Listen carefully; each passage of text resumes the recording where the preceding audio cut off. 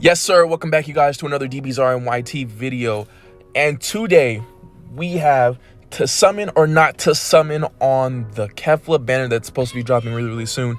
All right, so what we're going to do is basically break down this banner, break down the differences that may or may not be on this banner transferring over from JP to global. And then overall, we're going to come to a consensus on whether or not it's worth it to summon. Now, I'm going to give a couple of scenarios. I'm not just going to flat out say yes or no.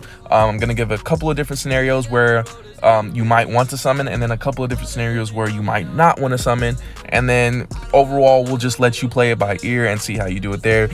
Just a disclaimer, I'm not here to tell you guys not to summon. I'm not your dad. I can't do that.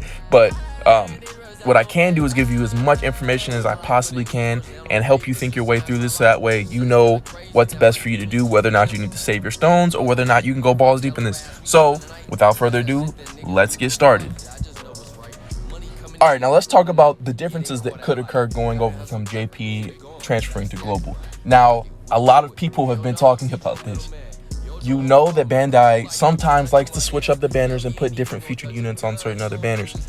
Now, a lot of people have been saying that they want to see STR Cooler on this banner. Now, this is just me. If you don't have STR Cooler and he's on this banner, that would increase my likelihood of summoning tenfold, because you have two of the top 5 units in the game right now. Oh, well, over on JP, they're top 5. Actually, she'd still be top 5 over here too. But over on JP, there's like a debate between Tech Gohan, Cooler, Beerus, Kefla, and there's somebody else that I'm missing. I can't remember who else it is. But yeah, there's a debate going on JP over who are the best units. She came out way before them, and she's still in that topic of conversation. So you have, like I said, 2 of the top 5 units on Dokkan on one banner right now. Like, if Cooler's on the banner, I'm definitely summoning. I'm summoning. I don't have Cooler. I don't have Kefla. I don't have Android 13 or Vados.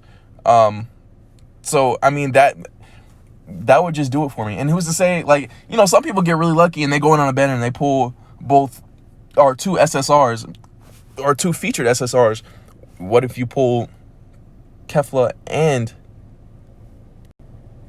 right? So now let's talk about the differences that could occur going from JP coming over to global. Now, you know that Bandai likes to switch up the banner sometimes coming from JP to global.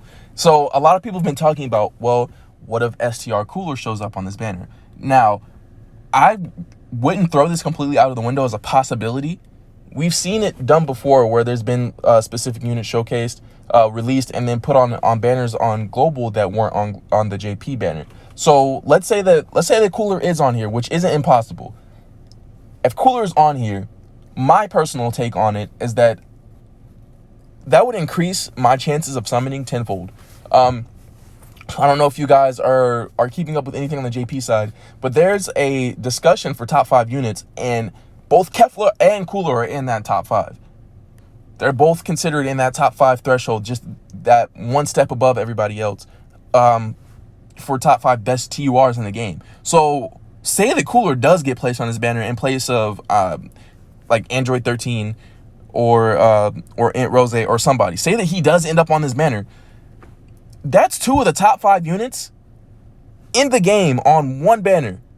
So that's just a no-brainer for me. You have 2 of the 5 on one banner. So I mean, that increases your chances of pulling something good either way. Now, if you already have Cooler and you're not worried about it, then that's on you. That's different.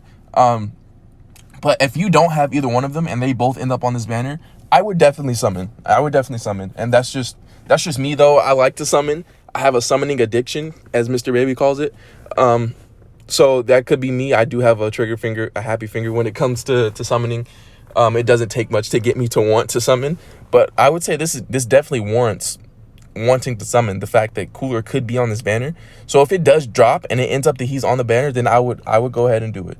But like I said, I'm not here to tell you guys whether to summon or not. That's just one of the many scenarios that would, you know, edge me on to summoning, you know, that would give me a little bit more incentive to summon. So yeah. All right, so let's talk about the scenarios in which I wouldn't summon. Okay, so we already talked about the 2 scenarios in which I would summon. A, if you don't have any of these units, I would summon. B, if Cooler's on there, and you don't have Cooler or Kefla, well, you obviously don't. She hasn't dropped yet. But if you don't have Cooler and you obviously don't have Kefla, I would summon. So the instances in which I would not summon would be if you have a majority of these units. So let me go back to the featured units. Let's say I'm going into the banner. I have 13, I have Hit, I have Rose, I have 17, and I have Turles, which I do.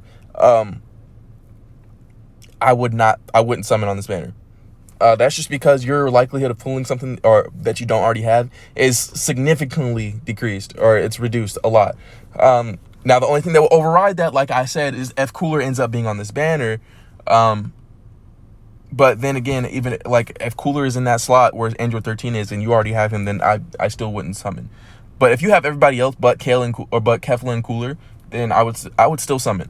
But yeah, if you have everybody on here except for the newly released units, I wouldn't summon on this. Chances are in the future there will be a banner that she's featured on.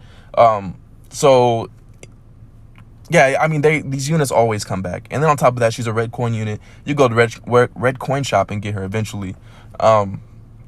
If you are like, let's say you already have the Super Saiyan 4s, the Go Bros, and I mean, if you don't have anything else to spend your red coins on and you just have them stacked up, then I would just wait, because I mean, you're spending stones on a unit that you can basically get guaranteed. I know there's people out there that stack up coins like crazy, have like 2,000 or whatever red coins just waiting for units to come out.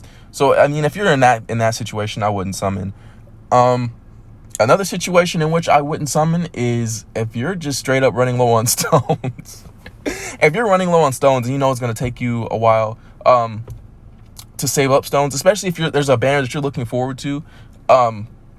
So I know you guys know my philosophy is that you shouldn't summon on a unit just because the community says it's good. You should summon on a unit because A, you like that unit, that character or whatever, you like them and you want them, and B, they'll help add to your box and you'll be able to use them.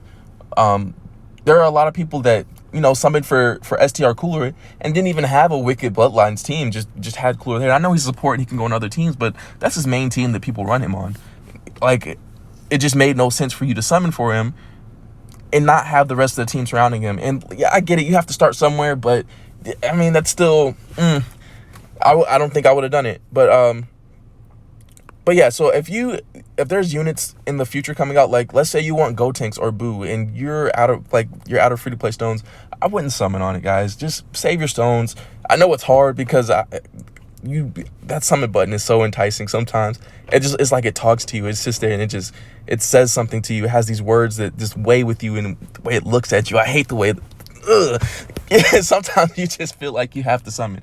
You don't have to, man. Just look, if you want Boo and Go Tanks or somebody else is coming out like the Blue Bros, or you want Hit, you want to save for Hit, then go, by all means, go for it, save for them. So yeah, I think that's going to conclude our video. I mean, overall, there's equally as many reasons to summon as there are reasons to not summon. So I don't want you guys to feel stressed or feel like the community's pushing you in one direction. I'm here to relieve some of that stress off your guys' shoulders. So definitely, overall, I guess the overall consensus is do what you have to do based off of your situation. There's a couple of situations in which it would be better for you to summon. There's a couple of situations in which it would be worse for you to summon. Either way, do what you feel like you have to do. I'm just here to provide the information. I'm your medium for information, providing you guys with scenarios and helping you guys think along through this. So with that being said, my name is DBZarNYT. Follow me on Instagram at DBZarNYT. Make sure you like, comment, and subscribe, and I'll catch you guys later. Peace.